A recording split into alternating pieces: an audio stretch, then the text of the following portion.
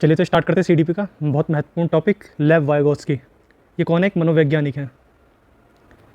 ये मनोवैज्ञानिक कहाँ के हैं? ये रूस के मनोवैज्ञानिक हैं। इन्होंने बच्चों पर अध्ययन किया है, ठीक है। और हम इस लाइन को याद रखेंगे कि लेव वाइगोत्स्की जब भी आ जाएगा तो सामाजिक अंतःक्रिया करके बच्चा सीखता है, ठीक है। तो इनके प्रमुख सिद्धांत कौन कौन से हैं? सिद्धांतों के नाम देखते हैं, आइए। पहला नंबर 1, सामाजिक संरचना या निर्मितवाद का सिद्धांत किसका है? लेव वाइगोत्स्की ने दिया है। दूसरा सिद्धांत इन्होंने क्या दिया? सामाजिक संज्ञानात्मक विकास का सिद्धांत, ठीक है। तीसरा सिद्धांत कौन सा दिया इन्होंने? सामाजिक सांस्कृतिक विकास का सिद्धांत। और चौथा इन्होंने दिया है विकास सामाजिक अंतःक्रिया का परिणाम है, ठीक है। ये लेव वाइगोत्स्की के कुछ इंपॉर्टेंट सिद्धांत हैं, ठीक है। चलिए नीचे चलते हैं।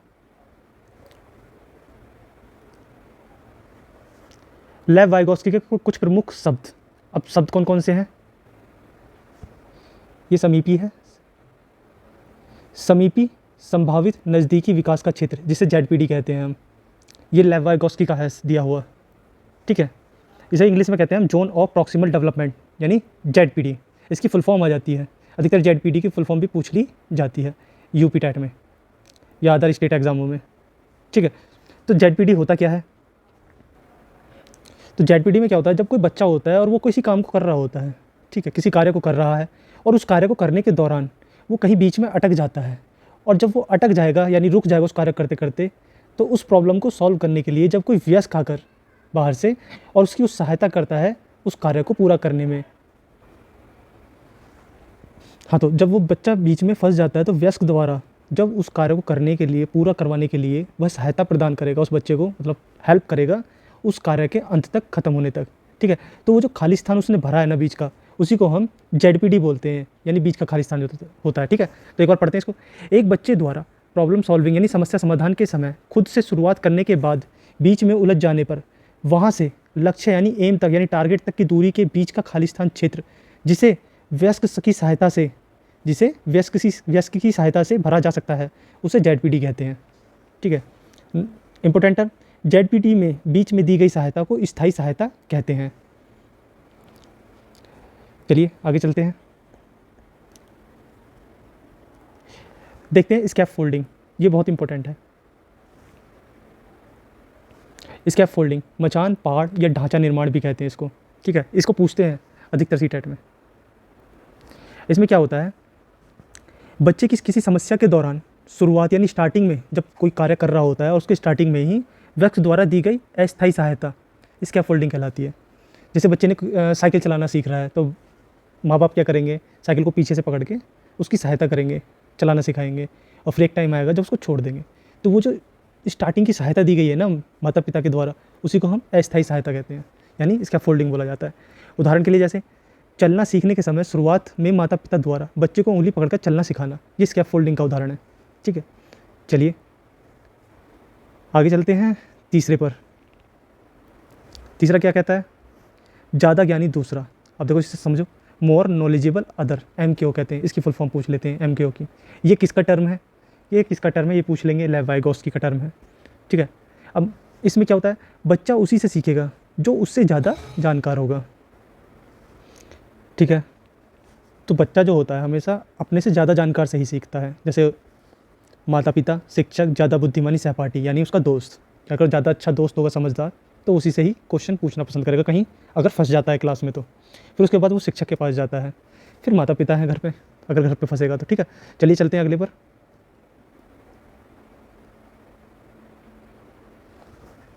भाषा विचार से पहले।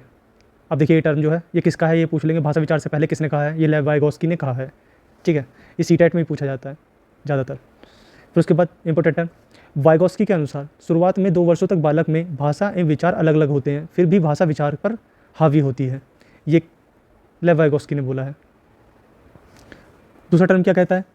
विचार का प्रकटीकरण 2 वर्षों बाद शाब्दिक भाषा के उदय के बाद आसान हो जाता है, फिर भी भाषा विचार पे पहले आती है, ठीक है। चलिए आगे चलते हैं। ये बहुत इंपॉर्टेंट टर्म है। वाइगोत्स्की ने बच्चों को खुद से बात करने की आदत को व्यक्तिगत बात या फिर वार्ता, प्राइवेट स्पीच कहा जाता है। बच्चे खुद से बात करके अपने कार्यों की योजना बनाते हैं। जैसा आपने देखा होगा बच्चे घर में, अपने घर में जो बच्चे होते हैं छोटे, वो क्या काम करते हैं, जब वो कोई कार्य कर रहे होते हैं तो खुद से ही बात कर देते हैं और कुछ ना कुछ बोलते रहते हैं, तो उसको प्राइवेट स्पीच बोलते हैं वो। और इस टर्म को कैसे पूछते हैं सीटेट में कि प्राइवेट स्पीच किसके कहा है, किसने कहा है, ये प्राइवेट स्पीच कौन करता है, किस में होती है, तो ये बच्चों में होती है, ठीक है। और ये टर्म किसका है, लेव वाइगोस्की का है। चलिए कुछ प्रमुख बिंदु देखते हैं अब। तो कुछ प्रमुख बिंदु यानी इंपॉर्टेंट पॉइंट्स हैं।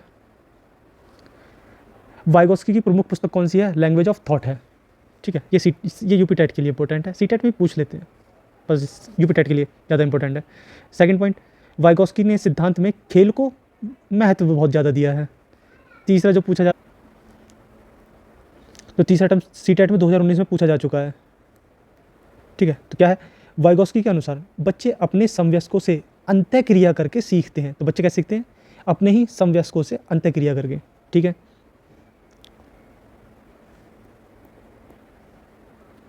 अब ये कुछ नोट है जो इंपॉर्टेंट टर्म है। तो इसमें क्या है, अगर दिए गए प्रश्न का कर्ता बच्चा होगा तो उत्तर ZPD आएगा उसका, ठीक है। कि अगर दिए गए प्रश्न, कोई ऑब्जेक्टिव वाला प्रश्न जब आएंगे और उसमें प्रश्न का जो कर्ता बच्चा होगा तो उत्तर उसका ZPD होगा, ठीक है। लेकिन अगर उसी प्रश्न का कर्ता वयस्क होगा, प्रश्न का कर्ता अगर वयस्क होगा तो उत्तर सहायता या सहयोग देना होगा, ठीक है। ये इम्पोर्टेंट है, इसको याद रखना क्वेश्चन करने के लिए। चलिए आगे चलते हैं। अब आता है हमारा जीन पियाजे। चलिए नेक्स्ट टर्म हमारा जीन पियाजे सी टेट के लिए, ठीक है। ये एक जंतु वैज्ञानी है। जब ये जंतु वैज्ञानिक हैं, निवासी स्विट्ज़रलैंड के हैं, ये रहने वाले स्विट्ज़रलैंड के थे, ठीक है। इनका कथन क्या था कि बच्चा नन्हा वैज्ञानिक है और वह अपने ज्ञान की रचना खुद करता है, ठीक है। तो एक इनका कथन दिया हुआ जीन पियाजे का। इसीलिए पियाजे के सिद्धांत को संज्ञानात्मक रचनात्मक का निर्मितवाद भी कहते हैं, ठीक है। ये इंपॉर्टेंट है। पियाजे ने अपने ही 3 बच्चों पर 30 वर्षों तक गहन अध्ययन किया, इसलिए इनका अध्ययन सबसे प्रभावशाली माना जाता है।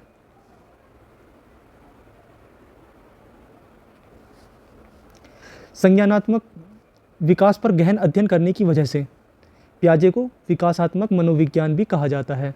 ये यूपी टेट में पूछ लेते हैं, ठीक है। पियाजे के 3 सिद्धांत कौन कौन से हैं, इंपॉर्टेंट है। नंबर 1 भाषा एवं विचार का सिद्धांत, नंबर 2 नैतिक विकास का सिद्धांत और नंबर 3 संज्ञानात्मक विकास का सिद्धांत। ये तीनों सिद्धांत किसने दिया है, जीन पियाजे ने। चलिए आगे चलते हैं। सबसे पहला सिद्धांत है भाषा एवं विचार का सिद्धांत। इसमें क्या कहा है, विचार भाषा से पहले आती है, ये हमारे जीन पियाजे जी ने कहा है। जैसे तुम एक जानवर हो, इस वाक्य में यह पता नहीं चलता कि किसी व्यक्ति पर निर्दयता का आरोप लगाया गया है या वास्तव में जानवर की बात कही गई है, ठीक है। अर्थात वाक्य की भाषा महत्वपूर्ण नहीं है, बल्कि इसके पीछे का विचार महत्वपूर्ण है। अच्छा चलिए समझते हैं। जैसे हम सभी आपस में गुस्से होते हैं कभी, तो हम अपना सहपाठी हो या अपना मित्र हो तो उसको हम बोल देते हैं कि तुम जानवर हो, तो या तुम जानवर के समान हो, तो वो उसकी तुलना कर रहा होता है उस टाइम। इसका मतलब ये नहीं हो जाता वो जानवर ही है, ठीक है। तो तुलना हो रही है, जानवर के समान बताया जाता है। इसलिए ये कहा गया कि वाक्य की भाषा महत्वपूर्ण नहीं है, बल्कि इसके पीछे का विचार महत्वपूर्ण है, ठीक है। चलते हैं अगले। अगला टर्म है पियाजे का नैतिक विकास का सिद्धांत। अब इसमें क्या आता है, पूर्व नैतिक अवस्था। पूर्व नैतिक अवस्था 0 से 5 वर्ष तक होती है, जिसमें बच्चे को सही गलत की जानकारी नहीं होती है। यानी 0 से 5 वर्ष के बच्चे को पता नहीं होता है क्या सही है क्या उसके लिए गलत है, वो सिर्फ कार्य करता रहेगा। दूसरा प्रायंत, पराधीन और विस्मांगी नैतिकता। इसकी एज पीरियड क्या है, 5 से 10 वर्ष, ठीक है। इसमें बच्चे की नैतिकता निश्चित होती है, मतलब नैतिकता का भाव इसमें देखा जा सकता है। इसे बदल नहीं सकते और इसमें बदला नहीं जा सकता। जैसे जीव हत्या पाप है, जीवों को मारना पाप है, बच्चा सीख लेता है, गलत काम नहीं करने चाहिए। ऐसी बहुत सी आदतें हैं जो बच्चे में डाल दी जाती हैं और वो उनको मानने लग जाता है बिल्कुल। अब देखिए तीसरा स्वायत्त, स्वतंत्र, परिस्थितिगत और सापेक्ष नैतिकता। इसमें क्या होता है, इसमें बच्चे की नैतिकता ज़रूरत के अनुसार बदलती है। यानी ज़रूरत के अनुसार कैसे बदलेगी, जैसे मैं आर्मी में हूँ, आतंकवादी जीव है, यानी आतंकवादी जो होता है वो जीव तो है और वो जो आर्मी में है फिर भी उसे मारना पड़ेगा आतंकवादी को। इसका मतलब क्या है? मतलब कोई व्यक्ति है, कोई बच्चा है, वो बड़ा हो गया, वयस्क हो गया और वो आर्मी में चला गया है। अब उसकी नैतिकता बदलेगी वहाँ पर जाकर। वो कैसे बदलेगी? कि उसे ये तो पता है कि आतंकवादी एक जीव है, यानी मनुष्य है, उसमें जीवन है, फिर भी उसे उसको मारना पड़ेगा क्योंकि वो एक आतंकवादी है, वो समाज के लिए खतरा है। चलिए नोट, यह सिद्धांत जीन पियाजे का पुस्तक the moral judgement of the child से लिया गया है। ठीक है, तो पूछा जा सकता है नैतिक कैसे पूछा जाएगा? देखिए, स्वायत्त, स्वतंत्र, परिस्थितिगत और सापेक्ष नैतिकता। ठीक है, इसमें क्या है? बच्चे नैतिक जरूरत के अनुसार बदलते हैं। ये किससे लिया गया है? The moral judgement of the child से।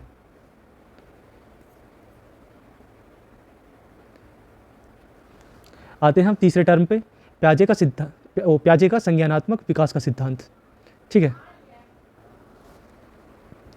तो इसके कुछ प्रमुख बिंदु क्या क्या हैं? प्याजे का विकास संज्ञानात्मक निर्मितवाद कहलाता है। प्याजे के अनुसार बच्चे अनुकूलन द्वारा सीखते हैं। ये इंपॉर्टेंट टर्म है इसमें। तो बच्चे कैसे सीखते हैं? अनुकूलन करके सीखते हैं। तीसरा, प्याजे के सिद्धांत में 4 चरण हैं जिन्हें गुणात्मक चरणों में आगे बढ़ाया जाता है। अगला टॉपिक देखते हैं। प्याजे के अनुसार किसी भी चरण को न तो छोड़ा जा सकता है और न ही चरणों का क्रम बदला जा सकता है, यानी वो एक ही क्रम में चलेंगे और किसी भी स्टेप को हम छोड़कर आगे नहीं बढ़ सकते। अब वो चरण कौन कौन से आप देखते हैं। चलिए चलते हैं, चरण देखते हैं। अब कौन कौन से चरण हैं? नंबर 1, संवेदीगामी, संवेदी पेशी, इंद्रिय जनित और इंद्रिय गामक अवस्था। तो इंग्लिश में से सेंसरी मोटर स्टेज बोलते हैं, यानी सेंसरी सेंस से देख लो। सेंस मतलब महसूस करना। ठीक है, संवेदी मतलब इंद्रिय जनित, तो सेंस मतलब महसूस करने वाला, जिसमें बच्चा छूकर महसूस करता है। ये कब से कब तक होती है? जन्म से 2 वर्ष तक होती है। ठीक है, क्या क्या होता है इसमें? वस्तु स्थायित्व होती है, यानी ऑब्जेक्ट परमानेंस होता है। जैसे यदि आप किसी खिलौने को कंबल के नीचे रखते हैं तो जिस बच्चे ने वस्तु स्थायित्व प्राप्त कर लिया है वह जानता है कि यह वहाँ है और सक्रिय रूप से इसकी तलाश कर सकता है।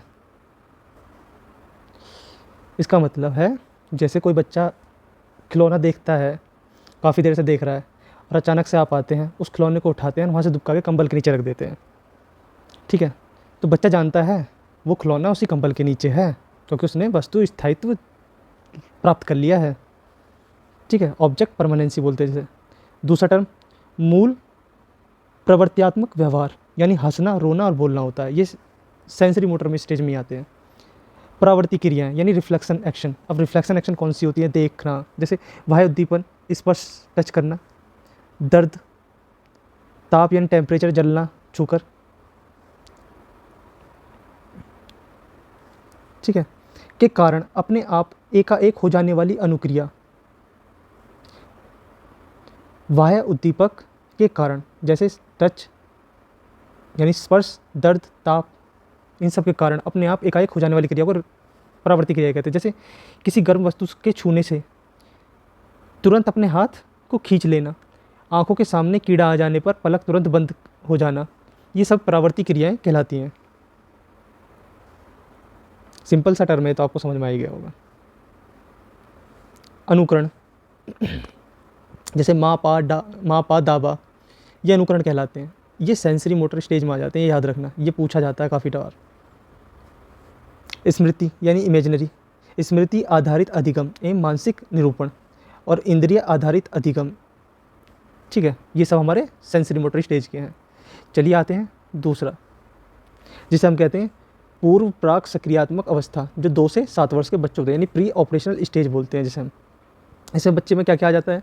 अविलोमिता आ जाता है, संरक्षण का भाव आ जाता है, केंद्रीकरण आ जाता है, जीववाद आ जाता है, गिनती है, वर्णमाला है, क्रम आदि की शुरुआत करना सीख जाता है बच्चा। दूसरों के दृष्टिकोण को समझ पाने में असफल है, लेकिन किसमें? मतलब कोई वयस्क क्या कह रहा है लेकिन बच्चे को नहीं पता उसमें क्या करना है, बच्चे को अपना काम करना है बस। ठीक है, तो वयस्कों के दृष्टिकोण को समझ पाना अभी इसमें आता नहीं है इस वाली स्टेज में। और अहम केंद्रिता बहुत ही इंपॉर्टेंट टर्म है, ये पूछ लिया जाता है अहम केंद्रिता किससे संबंधित है, तो ये हमारा जीन पियाजे से संबंधित है।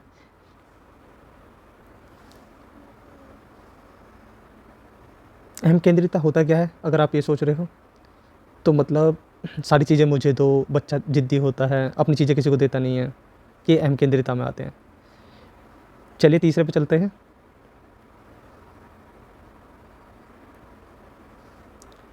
मूर्त ठोस सक्रियात्मक चरण, जो 7 से 11 वर्ष के लिए होता है, यानी कॉन्क्रीट ऑपरेशनल स्टेज। कॉन्क्रीट से आप समझ गए कि आ गया है उसमें स्थायित्व। अब देखिए विलोम्यता आ गया, संरक्षण आ गया, कंजर्वेशन आ गया, विकेंद्रीकरण आ गया, श्रृंखला आ जाएगा, गणितीय सक्रिय करना सीख जाएगा वो, वर्गीकरण आ जाएगा, क्रम परिपक्व हो जाएगा वो, तार्किकता की शुरुआत आ जाएगी, और समानता एवं अंतर करना सीख जाएगा, यानी समान है कि वस्तुएं नहीं हैं उनमें अंतर कर लेगा। अब ये सिंपल से टर्म है, ये तो आप समझ ही रहे होगे। विकेंद्रीकरण ये पूछा जाता है कौन से उसमें आता है, तो आप बता दोगे विकेंद्रीकरण हमारा कॉन्क्रीट ऑपरेशनल स्टेज में आता है, ठीक है। गणितीय सक्रियाएं बच्चे कब करना सीखता है, कॉन्क्रीट ऑपरेशनल स्टेज में सीखता है। विकेंद्रीकरण का संरक्षण यानी कंजर्वेशन कब करना आ जाता है। वर्गीकरण बच्चा कब करना सीख जाता है। तर्क करना यानी रीजनिंग की शुरुआत कब करता है बच्चा। ये भी पूछ रहे थे किस एज में करता है, तो एज है 7 से 11 वर्ष की, ठीक है। लास्ट चौथा औपचारिक अमूर्त सक्रियात्मक अवस्था, जो कि होती है 11 से 15 वर्ष, या 11 प्लस कह लो इसको, ठीक है। इसे कहते हैं फॉर्मल ऑपरेशनल स्टेज। इसमें क्या होता है, अमूर्त चिंतन आ जाता है, अपसारी चिंतन आ जाता है। अपसारी चिंतन क्या होता है कि एक पॉइंट से सोचना और कई दिशाओं में सोचना, इस तरह के क्वेश्चन। जैसे बच्चे जब सवाल करते हैं क्यों, कैसे, बार बार ये एक ही क्वेश्चन से निकल गया, तो सब अपसारी चिंतन बोलते हैं, ठीक है। परिकल्पनात्मक चिंतन आ जाएगा, तार्किक चिंतन आ जाएगा, तर्क करना का चिंतन आ जाएगा। चलिए चलते हैं आगे। कुछ कहा है पियाजे जी ने, तो पियाजे के अनुसार क्या है, बच्चे के सीखने के लिए उसके वातावरण के साथ खुद के अनुभव जरूरी हैं, न कि समाज के, ठीक है। पुस्तक कौन सी है, the psychology of a child, इससे लिया गया है।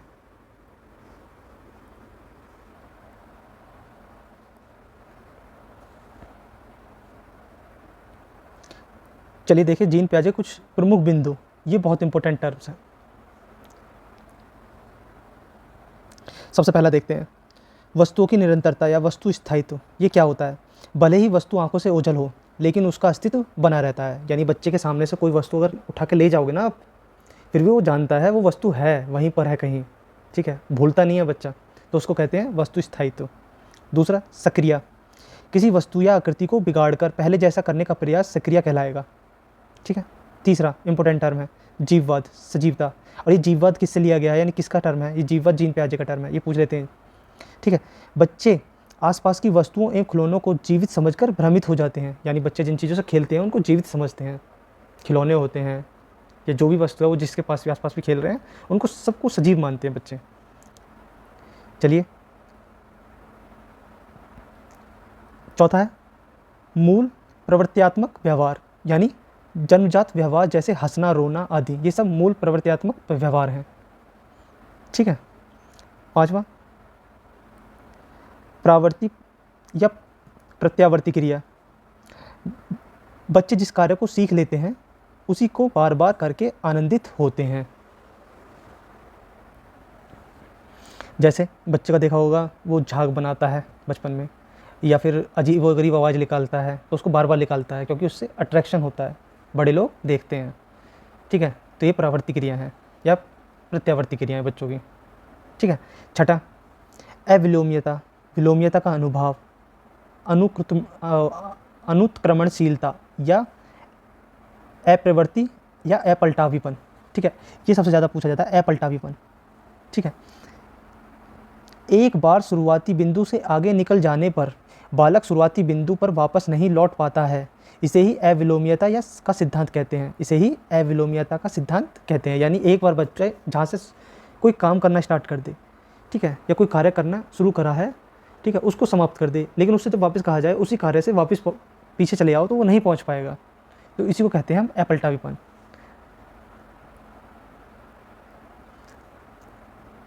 अगला टर्म देखते हैं सातवां, संरक्षण का अभाव या विकेंद्रीकरण की आकृति, लेकिन लैक ऑफ कंजर्वेशन कहते हैं जिसे इंग्लिश में। मूल आकृति में थोड़ा सा फेरबदल होने पर बच्चा मूल आकृति को भूल जाता है। ठीक है, यह होता है संरक्षण का अभाव। लेकिन आकृति को याद रखना केवल संरक्षण है। ठीक है, इसको आप समझ गए होंगे। 8वां देखते हैं, केंद्रीकरण क्या है, यानी सेंट्रलाइजेशन। ठीक है, किसी वस्तु या घटना को सिर्फ एक संकुचित तरीके से समझना को केंद्रीकरण कहते हैं।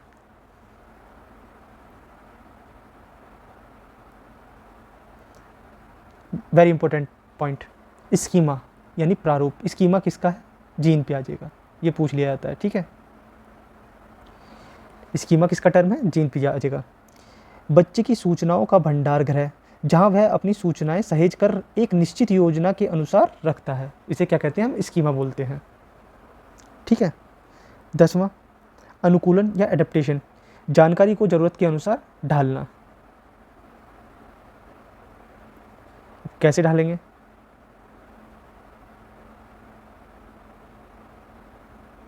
चलो यहाँ से देखते हैं।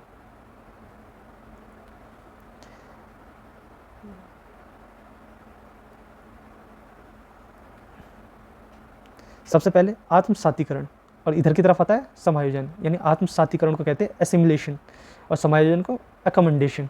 ठीक है, तो एसिमिलेशन होता क्या है? पुरानी सूचना में नई सूचना को जगह देना, इसे कहते हैं आत्मसातीकरण। ये बहुत इंपॉर्टेंट टर्म है हमारा। ठीक है, यहीं से देखते हैं।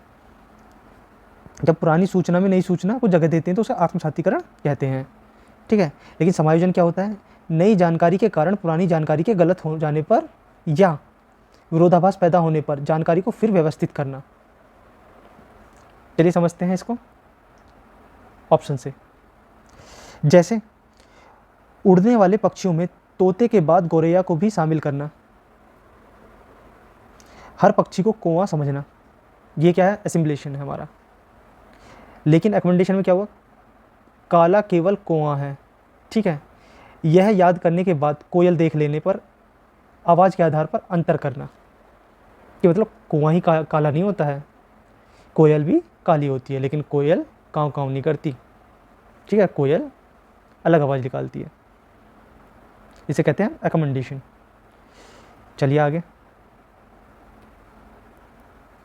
साम्यकरण, संतुलन या साम्य धारण, यानी इक्विलिब्रियम कहते हैं इसको। जब बच्चे की सूचनाओं में कोई भी विरोध नहीं हो तो उसे संतुलन कहेंगे।